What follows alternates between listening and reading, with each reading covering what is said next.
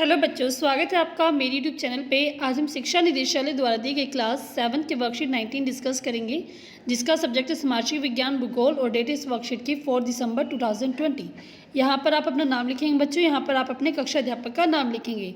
तो बच्चों, वर्कशीट को स्टार्ट करने से पहले जल्दी से हमारे चैनल ऋषभ कंप्यूटर क्लासेस को सब्सक्राइब कर दें, ताकि जब भी मैं नई वीडियो डालूँ उसका नोटिफिकेशन आपको तभी के तभी मिल जाए बच्चों। तो जल्दी से सब्सक्राइब करें और 30K तक मेरे सब्सक्राइबर पहुँचाएँ। तो देखते हैं आज की वर्कशीट में हम पढ़ेंगे वायु के बारे में। तो यहाँ पे हमें कुछ पिक्चर्स दी गई, जैसे कि यहाँ पे क्या वायु के कारण क्या है, बाल उड़ रहे हैं, छाता उड़ गया है, यहाँ पे बाल उड़ रहे हैं, यहाँ पे क्या धूल मिट्टी उड़ रही है, और यहाँ पे क्या कपड़े सुखाए वो उड़ रहे हैं, और यहाँ पे क्या पत्ते उड़ रहे हैं, या फिर आप पत्ते उड़ रहे हैं ना।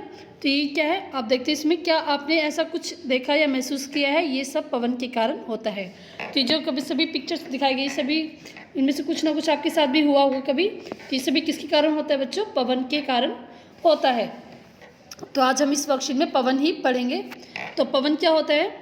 उच्च दाब क्षेत्र से निम्न दाब क्षेत्र की ओर वायु की गति को पवन कहते हैं। तो पवन क्या होता है? जब वो उच्च दाब वाले क्षेत्र से निम्न दाब वाले क्षेत्र में वायु की जो गति होती है उसको हम क्या कहते हैं? पवन कहते हैं।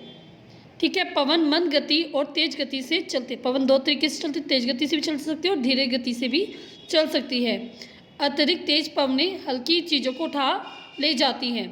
तूफान के रूप में मजबूत पेड़ों को भी उखाड़ फेंकती है। अगर जो पवन है उसकी गति अगर तेज हो जाए तो क्या होगा, वो चीज़ों को उठा के ले जाएगी, और जो पेड़ होंगे उसको भी कई बार उखाड़ के फेंक देती है। जैसे आप कई बार देखते हो ना, आंधी आती है, उसकी गति क्या होती है? बहुत तेज होती है, जिसके कारण क्या कई बार पेड़ पौधे उखड़ जाते हैं। आपकी चीज़ें जो है एक स्थान से उड़कर दूसरे स्थान पर चली जाती है। सब किसके कारण होता है बच्चों? पवन के कारण होता है। अब हम पढ़ते हैं पवन के प्रकार। पवन के प्रकार यहाँ पे 3 टाइप के हैं। फर्स्ट है स्थायी पवने, सेकंड है स्थानीय पवने, और नेक्स्ट है मौसमी या सामयिक पवने। तो फर्स्ट है हमारा स्थायी पवने। ये वर्ष भर लगातार निश्चित दिशा में चलती हैं। उदाहरण के लिए व्यापारिक पवने, पछुआ पवने और ध्रुवीय पवने। तो ये जो पवने होती हैं ये क्या होते हैं बच्चों? सारा साल एक ही दिशा में चलती हैं। ठीक है, मान लो इस दिशा में चली तो इसी दिशा में चलती हैं, ये अपनी डायरेक्शन चेंज नहीं करती है। मतलब स्थायी क्या मतलब? एक जैसा। स्थायी मतलब जो परमानेंट रहता है उसको बोलते हैं स्थायी। तो इसका मतलब कि जो एक जैसा रहता है उसको बोलते हैं स्थायी पवने। इसका उदाहरण है व्यापारिक पवने, पछुआ पवने और ध्रुवीय पवने। ये तीनों पवने के बारे में अभी हम नीचे पढ़ेंगे। ठीक है, देखिए यहाँ पे आएगा। ठीक है, यहाँ पे ये यहाँ पे आएगा पछुआ पवन, यहाँ पे आएगा बच्चों। ठीक है, अभी हम पढ़ेंगे इसको। ठीक है, पछुआ पवन। ठीक है, अभी हम इसको देखेंगे क्या होती है। नेक्स्ट हमारे पास स्थानीय पवनी। ये पवनी किसी छोटे क्षेत्र में या वर्ष या दिन के समय किसी विशेष समय में चलती हैं। तो ये क्या परमानेंट नहीं होती, क्या है? किसी छोटे क्षेत्र में चलती है, वर्ष या दिन में किसी विशेष समय पर चलती हैं, मतलब किसी पर्टिकुलर समय पर चलती हैं। उदाहरण के लिए जैसे स्थल या समुद्र समीर। उत्तर भारत में गर्मी के मौसम में चलने वाली गर्म और सूखी पवन लू स्थानीय पवन होती हैं। तो जो हमारे गर्मी में लू चलती है वो क्या होती है? स्थानीय पवन होती है, क्योंकि वो क्या किसी समय पे चलती है। जैसे दिन के समय चलती है, रात के समय नहीं चलती लू। ठीक है, तो क्या होती है? स्थानीय पवनें कहलाती हैं। नेक्स्ट हमारी मौसमी या सामयिक पवनें। तो ये पवनें विभिन्न ऋतुओं में अपनी दिशा बदलती रहती है। उदाहरण के लिए भारत में मानसूनी पवनें। ये जो सामयिक और मौसमी पवनें होती हैं ये क्या होती है? अपनी दिशा बदलती रहती है। ये क्या होती है? ऋतु के अनुसार दिशा बदलती है। अगर सर्दी है तो इनकी डायरेक्शन अलग हो जाती है, और गर्मी है तो इनकी दिशा अलग हो जाती है। तो ये क्या होती है बच्चों? मौसम के अनुसार होती है, तो इसलिए इनको मौसमी पवनें और सामयिक पवनें कहती हैं। नेक्स्ट है वात दिग्दर्शी का प्रयोग पवन की दिशा दर्शाने के लिए किया जाता है। तो ये जो मुर्गा है इसका उपयोग हम जो यहाँ पे क्या सिंबल बने जैसे नॉर्थ ईस्ट साउथ वेस्ट, इसका उपयोग हम दिशा को देखने के लिए करते हैं। जिस तरफ इसकी चोंच होती है वही उसकी पवन की दिशा हो जाती है। ठीक है, तो आगे हम देखते हैं प्रमुख वायुदाब पेटियां एवं पवनें। तो वायुदाब देखेंगे और इसकी हम पवनें देखेंगे, क्योंकि उस वायुदाब में पवनें चलती है। तो जैसे ये फर्स्ट है, वायुदाब में अंतर पवन प्रणाली की उत्पत्ति का प्रमुख कारण है। तो वायुदाब में जो अंतर होता है, जैसे कि यहाँ पे मान लो कम है, यहाँ पे ज़्यादा, जो इन दोनों का डिफरेंस होता है उसी के कारण क्या चलती है बच्चों? हमारी पवन चलती हैं। तो वायुदाब में अंतर पवन प्रणाली की उत्पत्ति का प्रमुख कारण है। वायु हमेशा उच्च दाब वाले क्षेत्र से निम्न दाब वाले क्षेत्र में चलती है। तो जहाँ पे उच्च दाब होगा वहाँ से पवनें क्या होगी? निम्न दाब की ओर चलती है बच्चों। ठीक है, तो डायरेक्शन आपकी इस तरफ जाएगी। तो फर्स्ट हमारे पास वायुदाब कौन सा, भूमध्य रेखीय निम्न दाब, इसको हम डोलड्रम भी बोलते हैं। तो इसका देखते हैं ये भूमध्य रेखा के 5 डिग्री उत्तर और 5 डिग्री दक्षिण की तरफ फैला हुआ है। तो भूमध्य रेखा निम्न दाब आपको यहाँ पे दिखाई दे रहा डायग्राम ये रहा, ठीक है। तो इसी क्या 5 डिग्री उत्तर, ये उत्तर की डायरेक्शन और ये दक्षिण की डायरेक्शन है। 5 डिग्री उत्तर और 5 डिग्री दक्षिण की तरफ फैला हुआ है। इस क्षेत्र में पूरे वर्ष तापमान अधिक रहता है। तो यहाँ पे क्या तापमान हमेशा अधिक रहता है, इसलिए वायुदाब हमेशा कम रहता है। अगर तापमान कम होगा तो वायुदाब क्या होता है बच्चों, कम होता है। तो इसलिए यहाँ पे क्या वायुदाब कम होता है। मौसम परिवर्तन के साथ साथ इन पेटियों में भी ऊपर, उत्तर और दक्षिण क्रमशः खिसकाव होता है। तो जैसे जैसे मौसम परिवर्तन होता है तो इनकी जो पेटियाँ है, जैसे जो टेम्परेचर है ये ऊपर नीचे हो जाता है, ठीक है। उत्तर और दक्षिण में थोड़ा थोड़ा डिफरेंस आना स्टार्ट हो जाता है, ठीक है। नेक्स्ट हम देखते हैं उपोषण उच्च दाब हार्स अक्षांश। उपोषण उच्च दाब आपका ये नेक्स्ट है यहाँ पे। उपोषण उच्च दाब हार्स अक्षांश, इसको बोलते हैं हार्स अक्षांश भी बोलते हैं। ये उत्तरी गोलार्ध में 30 डिग्री उत्तर अक्षांश और दक्षिण गोलार्ध में 30 डिग्री दक्षिण के आसपास स्थित है। तो आपको दिख रहा होगा 30 यहाँ पे, ये देखो दक्षिण में यहाँ पे 30 दिख रहा है आपको। तो ये 30 और यहाँ पे उत्तर में और 30 डिग्री दक्षिण में स्थित है।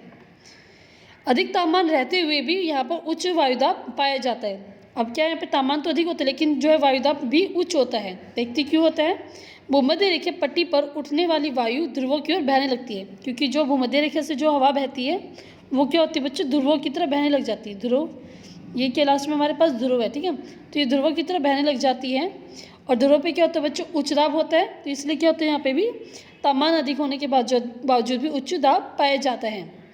लेकिन ये पवनें पृथ्वी के घूमने के कारण पूर्व की ओर विक्षेपित हो जाती हैं।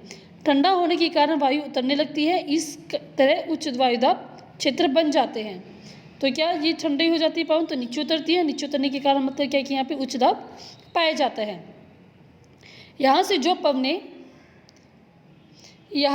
पवनें भूमध्य रेखा की ओर चलती हैं उन्हें व्यापारिक पवनें कहते हैं। और ध्रुवों की ओर चलने वाली पवन को हम सनातन पछुआ, दोनों गोलार्धों में सनातन पछुआ पवन कहा जाता है। तो यहाँ से जो पवन भूमध्य रेखा की ओर जाते हैं उसको व्यापारिक पवनें, ठीक है। और जो पवन ध्रुवों की तरफ जाती है उसको हम क्या बोलते हैं, सनातन पछुआ पवन कहते हैं। तो यहाँ पे आपको सनातन पछुआ दिखाई दे रही है, सनातन पछुआ पवन, ठीक है।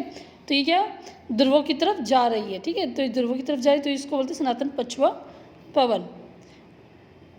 और यहाँ पे जो भूमध्य रेखा की तरफ जा रही है इसको बोलते हैं दक्षिण पूर्वी व्यापारिक पवन, ठीक है। तो इस तरफ क्या हमारा भूमध्य रेखा और इस तरफ क्या हमारा ध्रुव है, ठीक है। तो आप ऐसे अपना डायग्राम को समझते जाएं। नेक्स्ट हमारा उदो ध्रुवीय निम्न दाब। तो उदो ध्रुवीय निम्न दाब हम डायग्राम में भी देख लेते हैं, ये रहा। सनातन पछुआ पवन के बाद क्या है यहाँ पे अधो ध्रुवीय निम्न दाब। ये क्या है 60 डिग्री उत्तर और 60 डिग्री दक्षिण की तरफ फैला हुआ है। तो ये देखते हैं अधो ध्रुवीय निम्न दाब दोनों ध्रुवों में लगभग 60 डिग्री अक्षांश के पास उत्तर और दक्षिण में आने वाली पवन ध्रुवीय पूर्वी नमन और सनातन पछुआ पवन टकराकर ऊपर उठती हैं। तो ये क्या 60 डिग्री उत्तर और दक्षिण में फैला हुआ है। और इसमें क्या है कि जो दो पवन आती ध्रुवीय पूर्वी पवन और सनातन पछुआ पवन। तो देखते हैं यहाँ पे ध्रुवीय, देखो ये अधो ध्रुवीय निम्न दाब दिख रहा है आपको। यहाँ पे क्या ध्रुवीय पवन भी आ रही है और यहाँ पे आपकी सनातन पछुआ भी आ रही है। देखो इससे दोनों टकरा रही हैं, ठीक है। यही बताया इसने, इससे टकराती हैं और यहाँ से टकराकर वो क्या होती है ऊपर उठती हैं, जिससे भी यहाँ भी निम्न वायुदाब का क्षेत्र बन जाता है। अब वायु अगर ऊपर उठ जाएगी तो यहाँ पे वायुदाब क्या हो जाएगा, कम हो जाएगा। यहाँ तापमान कम होने के बावजूद भी वायुदाब कम पाया जाता है। यहाँ पे क्या है वायुदाब कम पाया जाता है क्योंकि वो टकराकर ऊपर की ओर उठ जाती है, इसलिए यहाँ पे वायुदाब कम है। नेक्स्ट हमारा ध्रुवीय उच्च दाब। ध्रुवीय उच्च दाब देखते हैं, यह रहा हो गया हमारा ध्रुवीय उच्च दाब। ये क्या है बच्चों 80 और 90 के बीच में पाया जाता है। तो देखते हैं ये दोनों गोलार्धों में 80 डिग्री और 90 डिग्री अक्षांशों के बीच स्थित है। बहुत कम तापमान के कारण पूरे वर्ष ध्रुवों पर उच्च दाब बना रहता है। तो इसमें क्या तापमान कम होता है लेकिन क्या है यहाँ पे ये क्या ध्रुवों के पास होने के कारण यहाँ पे क्या उच्च दाब पाया जाता है। कि ध्रुव क्या होते हैं ठंडे होते हैं, ठंडे होने के कारण क्या होता है वायु जो है नीचे ही इकट्ठी रहती है और जिसके कारण क्या वायुदाब ज़्यादा हो जाता है। तो यहाँ पर निम्न वायुदाब क्षेत्र की ओर ध्रुवीय पूर्वी पवन चलते हैं। और यहाँ पे कौन सी पवन चलती है बच्चों, ध्रुवीय पूर्वी पवन। ये दिखाए ना यहाँ पे ध्रुवीय पूर्वी पवन चलती हैं। तो बहुत ईजी थी बच्चों, थोड़ा सा मुश्किल लगी हो तो आप इसको दोबारा से सुन लेना, जो भी आप कर रहे हो इसको साथ के साथ डायग्राम से समझ के करना, ठीक है, बहुत ईजी है। अब हम करते हैं इस वर्कशीट की क्वेश्चन आंसर। निम्नलिखित प्रश्नों के उत्तर दीजिए। पवन को परिभाषित करना है। पवन आपकी डेफिनेशन इसमें दी गई थी। पवन क्या है, ये पूरा आप इसमें लिख लेना, ये आपका फर्स्ट क्वेश्चन का आंसर हो जाएगा। या फिर आप ऐसे कर छोटा सा बना देते हो, आपको इधर से लेकर इधर कर ले आप, ये छोटा सा कर ले फर्स्ट क्वेश्चन का आंसर। और याद आपको सारा का सारा करना है। नेक्स्ट क्वेश्चन हम देखते हैं। इसमें हमें क्या करना है, मैच करना है, मिलान करें। स्थायी पवनें, स्थानीय पवनें और मौसमी पवन। स्थायी पवन में क्या था हमारा, व्यापारिक पवन था। नेक्स्ट हमारा, तो जो फर्स्ट हमारा स्थायी पवन किससे मैच हो जाएगा बच्चों, व्यापारिक पवन से। तो आप इसका आंसर लिखिए, फर्स्ट का आंसर व्यापारिक पवन। स्थानीय पवन का आंसर हो जाएगा बच्चों लू, कि वो किसी पर्टिकुलर मौसम में वो एरिया में चलती हैं। और मौसमी पवन जो मानसून के ऊपर डिपेंड है, तो ये हो गया मानसूनी पवन। तो ये आपका, आप इस प्रकार इनको मैच कर लेंगे, ठीक है बच्चों। तो अब हम देखते हैं यहाँ नेक्स्ट हमारी क्या है, गतिविधि। अपनी पुस्तक में 1999 में उड़ीसा में आए चक्रवात के प्रभाव का अध्ययन कीजिए और इस प्रकार की अन्य खबरों के बारे में पता कीजिए। तो ये वह गतिविधि आपको खुद करनी है, जो भी आप नर्सिस को सर्च करके अपनी गतिविधि को पूरा कर लेंगे बच्चों। तो पूरी वर्कशीट बच्चों हमारी कंप्लीट हो गई है। तो जल्दी से मेरे चैनल को सब्सक्राइब कर दें। चैनल का नाम है ऋषभ कंप्यूटर क्लासेस, और 30 के मेरे सब्सक्राइबर पहुँचा दीजिए। और लाइक करके बताएं, लाइक कर दें मेरी इस वीडियो को, शेयर करें अपने दोस्तों के साथ ताकि वो भी सब्सक्राइब करें, और कमेंट करके बताएं कि आपको ये वीडियो कैसे लगे बच्चों। थैंक यू बच्चों, थैंक यू वेरी मच।